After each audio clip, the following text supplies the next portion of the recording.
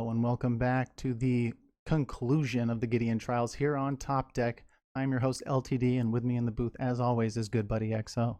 Yeah, hello everyone. Welcome to the first game of the final match of the Gideon trials. Super excited to be here with the LTD here in the ancient space, playing the very first tiebreaker game where Yeah, it's the match last critical. match, and I'm going to keep my beautiful hand here with all the colors on board, some birds, and you're in this.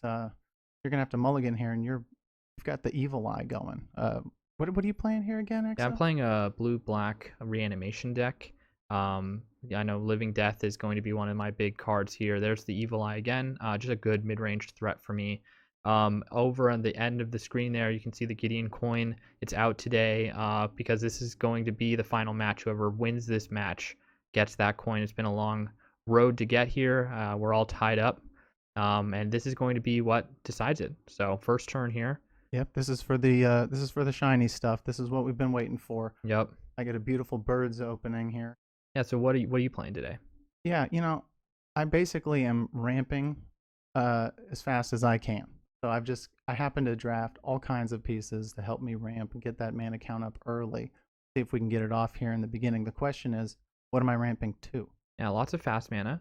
That's what 4 mana available to you on turn 2. You did draw the disc, which is just a nice board wide, pretty good threat.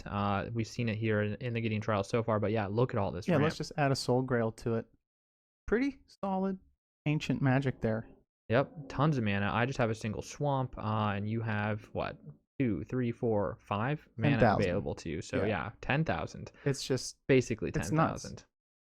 But I mean, what good is all that mana if you don't have a stone coil serpent or something to throw it into? So we'll Yep. see what I've got going here. I know I have some big creatures. I think I drafted Sarah Avatar in here. Well, one of my old school favorites, but really not something you see so much nowadays because it's a little lackluster, which is one of those common themes we've seen here in the ancient space. Yep. But these cards can make some very cool, interesting combos. I'm going to go ahead and swing with the Lawnmower Elf to do the first damage. Yep. Nice job.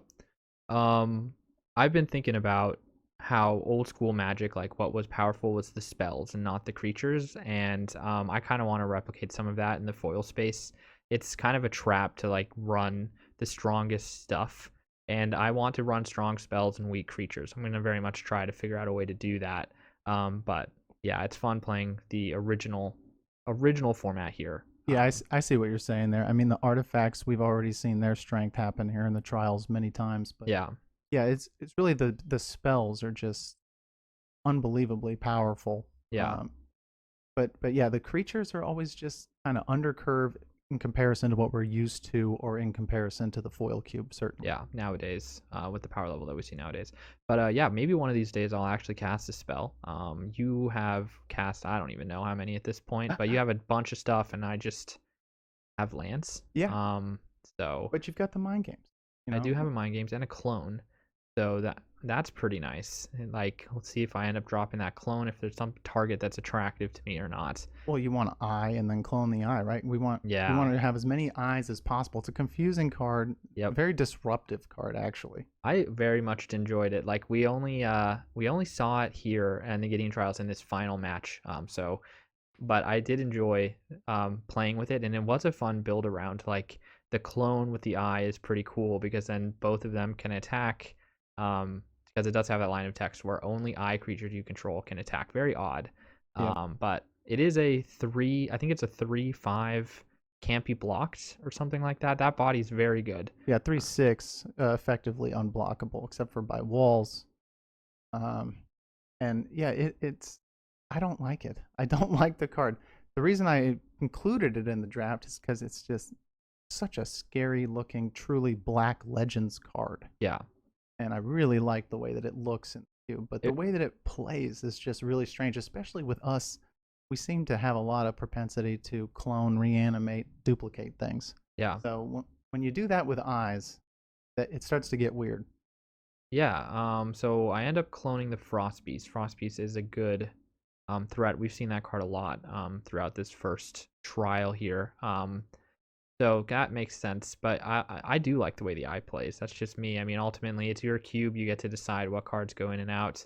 But I did enjoy playing with eye. I thought it was an interesting interesting piece of ancient tech, and it reminds me of Lord of the Rings, which is the Eye of Sauron. Right, right. So, but and they printed more eyes. Like it's not the only evil eye. There's the evil eye of Ulamog, that was Ulamog? printed as well. Yeah, Oh, okay. Thought think it it's was I think it's Yawgmoth. Ulamog. I think you're Mm, thinking of like legendary black. we'll pip it and Yeah, we'll say we'll put. who's right. I don't know, but I think it's Ulamog. But I just think it's cool that they reference that old card. So there it is. There it is. Yeah, 3/6. Like that's a really good ancient body, definitely, and it can't be blocked, which is pretty crazy. Doppelganger, so Ooh, lots of clones. doppelganger. See, this is what I mean though. Like you say, the creatures are weaker in pre-Y2K, and I agree with that. But then again, there's also a few examples like doppelganger here that are just so powerful. That card has always just tickled me so much. Just so delightfully overpowered of the capabilities that it has. Of Yeah, course, it depends what's in play, but the ability to change targets is yeah, insane. yeah. It's very fun and very flavorful. It feels what clones should do. Like they should just be able to change themselves anytime. And it just perfectly does that. I love Vesuvian Doppelganger. Me too, man. Well, and you targeted my eye, right? So now your non-eye creatures can't attack. Yeah, so I bring it in, target the eye. To be honest with you, kind of thought that only eyes could block eyes or something like that. So I did kind of forget how that card reads. That would be cool. I do like that. That could be a cool space for eyes Right. or some kind of new creature type. But it's only walls. Either way, Mind Games comes in like it does and basically stops my plans because even I have a tendency to put a lot of my eggs into one big creature basket. Right. Okay. But you And did switch it to an elf, right? Like you did switch it in well, I'm order going. to do that attack. Yes, yes, So it's back down to an elf. But I did still mind games it. yeah. Either way, I'm not dealing enough damage to really be super threat to you, especially with your mind games. Yep, mind games and an unblockable creature is going to be pretty good, especially when you're already at 10 life. You could crack that disc at any time though, so that's why I'm not devoting to the board any more than I Yeah, already have. So I just gotta sit back on mind games and try to get there with the unblockable eye. I mean, the fact that it's unblockable is so huge. I could put a Rancor on it, and then bang, that's a huge ancient threat. yeah. Well, what we see is that we draft things to the best of our ability, and then it presents unique traps for us. For you, it's typically do you sink mana into the Mind Stone or the Mind Games? Right. We've seen this. And then for me, I put a lot of effort into ramping, into having a very high permanent count. And then I don't really feel like hitting the destroy everything button and That's a bit losing it all. awkward, isn't it? It's very awkward. I don't like it at all. Yeah, But you're kind of playing against your own disc. It's like if the disc were on my side of the battlefield, it would probably be doing the same thing, but yeah, I didn't have to put it in my deck. I didn't have to spend mana to cast it. And I'm totally fine just sitting with the eye and letting the card sit in my hand. Like I'm still going to win this race. yeah, as it stands, I feel safe behind the disc, but really, I'm only safe if I use it. I should have held on to the Vesuvan and then Yeah. cracked the disc. And I did Yeah. not do that. And it's just a very obvious misplay when you're watching it in replay. Yeah, well, that stuff happens. Part of the reason that I think it's fun to just review the games, it helps us understand what the environment's like and what cards are good, how people actually play with the cards that you put in your environment, stuff like that. Right. And that's what I'm kind of hoping that our audience gets here from watching the trials too. Is do you want to become a better paper play player, right? And in order Yeah, to do that, you kind of have to see other people play, and you want to play with as many different people as you can. Well, especially coming out of whatever you want to call it, pandemic. I yeah, mean, it's been very difficult to get out and play with new people, like how we used to. right. Sometimes, we'd head on down to the LGS and play with some Hmm. random people and have a good time. But you know, luckily that seems to be coming back more. But Yep. I really don't get the full experience unless I'm playing in person. Me too. Playing in person is really important, and it presents different challenges, right? Like when you're playing on arena, you can't make play mistakes. The game is just gonna kind of take care of you, so you can check out. Where when you're playing paper, you have to be very aware of all these like small things in order to play a good game of Magic. And and it's hard to be a good paper player. And I'm not going to claim that I am a good paper player. I'm part of the reason why I like doing these trials is I'm trying to improve, right? And so, for now, that means just play more games, basically. Right. We're not here to prove that we're good, but we are here to improve. And we're Yes. hoping that, you guys in the audience are also kind of feeling that from us as well. Let us know in the comments below. Yeah, yeah, definitely. Let us know. Um, Also let us know like what was your favorite moment of the Gideon trial so far. Like this is the final match. Was there something that stood out? Something that maybe inspired you to make a change to your cube? Sure, a Because card you love, a card yeah, you hate. yeah. Let us know in the comments below.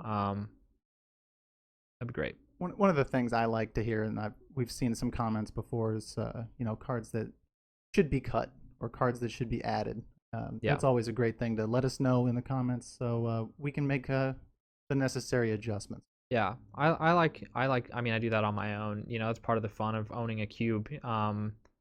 eh, there's ban lists and whatever in other formats, but in a cube, you get to choose what's banned Right, by choosing what you actually get to include. So if there's something you don't like to play, just cut it. If something that you do want to play, you can add it. It's your cube.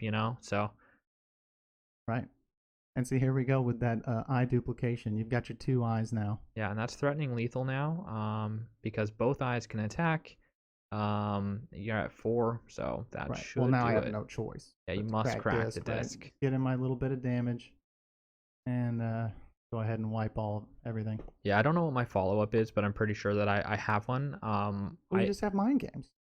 I do have mind games, but I mean, like, I probably have some follow up to disc. Like, I knew you had a disc there. I forced the disc, and I'm certainly okay with that trade because I lost 2 permanents and you lost I don't know how many. Right. Oh, Oh, there's a well, living there's a death nice though. top deck right there. Interesting after the disc though. Like, do I want to reset the board back to where we were? Probably not. You get a doppelganger and your ramp spells back. Good card. But you have more creatures in the graveyard at this point, so I don't know about that one, but it is an interesting option. I mean, you could just living death get two eyes right away, and there you go. Oh yeah, because of the clone, right? That's true. I do have a clone in there as well. Maybe I do that. That sounds pretty nice. Two clones. I mean, two eyes You're is like, I lethal. hope I do that. Oh, I'm just gonna draw some cards. I love that card. See, I would put in the comments down below that Necrologica is just an insanely awesome card. Just the Yeah. way the art, the text, and the uniqueness of it, like Yep. very cool. Totally black. Definitely. It very much embodies black in a really cool way.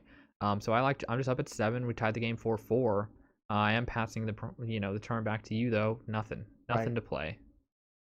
It's close. This is the opening game of the match. It's a huge match. Yeah.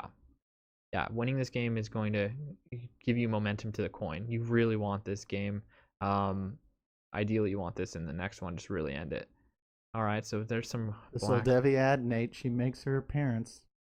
It's insane how many times I've typed that Yeah, card's name out. I can spell that card in my sleep. it is. Yeah, maybe I'm just scared of your graveyard. I maybe Living Death was the right play. I don't understand why I'm doing all of this ramp when I could have just had 6 power on the board, 6 unblockable power, Right? and have won the game at this Well, point. I know why I would. I mean, I would probably do the same thing because if you have something powerful in your hand ready to go, it's like you want to sit on it as long as you can until you absolutely have to use it. If you Right. have other avenues to go, because you're trying to tease out a counter or Yeah. some other kind of tech piece that your opponent has, and it's a trap sometimes. Yeah, that's true. We're playing around the imperfect knowledge, definitely. Like I have no idea what's in your hands. And if I get countered, then yeah, that'd be really bad. But Well, I got my useless Sarah avatar out, so that's pretty cool. Beautiful nice. mind games target. Yep, and I'm using some land to put the evil eye back on top. So you're right. I am keeping the resources I have available to me. Like that living death is still an option if you ever get way ahead on board. Yeah, it feels really good having a spell like that. Like you're saying, powerful ancient spells just sitting in the wings ready to go. Yep. And being able to use your land there to put Evil Eye back on top of the library was also very nice. So Yeah. you basically have gotten two amazing top decks. One of them was by design, Right. and they're exactly what you need at this point. My White Knight, typically, I love this card. I mean, I've always loved the Knights, the White Knight, the Black Knight, but he's useless against the Eye. Yeah, and yeah, that's true because you can't block him, but the I also can't block him. You know what I mean? So Sure. they kind of just go right past each other. Yeah. Yeah, and that's me minds gaming in response to the embrace to get around the hexproof that it's going to get. Well, I've And got nothing left. I mean, at that point, you'd think a white knight with a Zephyr's Embrace tied up at 4 would be enough, but it just is not because of the way that the eye reads and the known information of your mind games. So, yeah, I think you really just so far it looks like outdrafted me and outplayed me in this game. yep. Yep, I think it's about to end here. I'm gonna mind games the knight, I believe, and swing all out. What I'm seeing here is Right. the life total of 4 and me having what, Well, 5 total power. well, you could swing for 2 or for 3, Right. So that is the actual state of the board. but I'm just really not into it. I mean, I have no cards in hand. This is a totally wrecked game, and I know it. I Yeah, concede. yeah. Good game, man. Good game, buddy. See you in the next one. Yep. See you in the next one.